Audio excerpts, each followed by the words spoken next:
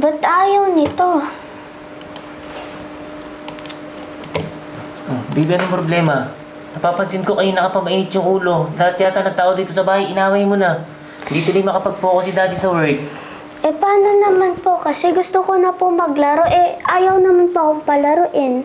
Ano bang problema? Ayaw po. Pwede niyo po ba ako tulungan dito? Ano to? Ano ba to? Oh, ba't ano kailangan dito? Oh, games na naman. Alam mo naman weekdays ngayon, di ba? Sabi ni daddy, huwag kang maglalaro ng games pagka weekdays kasi nga, mag-aaral ka muna. Ito na yung pinoproblema mo? But daddy, tapos ko na po yung mga homeworks ko. At saka, gusto ko lang po naman mag-play before I sleep. Okay, pagbibigyan kita ha. Pero ngayon lang ha. Pero after ito mag-sleep na at bukas maaga papasok mo ha. Yeah. Ano bang problema? Ayaw po akong papasokin sa account ko sa Roblox.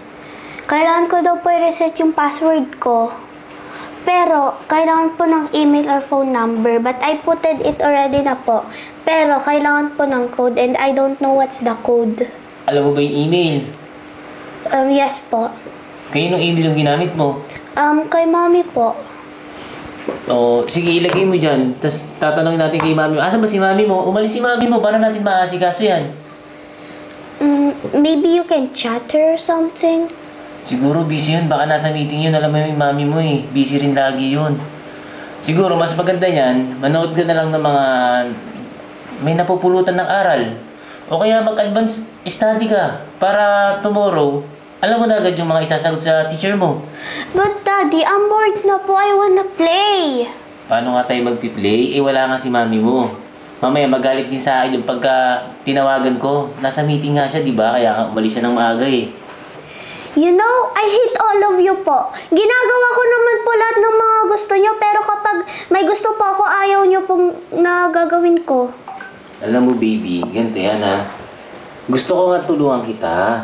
Kaso nga lang, paano gagawin ko wala si mami? Eto na lang ha. Hindi naman laging lahat ng gusto mo may bibigay sa'yo anak. Hindi rin lahat ng bagay na kailangan mo may bibigay din nila daddy. Minsan, pagsikapan mo din. Ngayon, katulad niyan. Siguro, may papromise ko na lang sa'yo. Pagdating ni mami, siguro pagising mo bukas, maayos ko na ni daddy yan. Promise ko sa'yo yan bukas, iaayusin ni daddy yan. Siguro mas maganda ngayon, manood ka na lang ng mga educational. Or mag-advance study ka. Katulad ng sinabi ko kanina.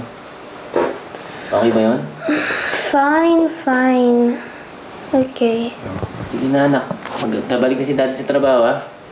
Okay.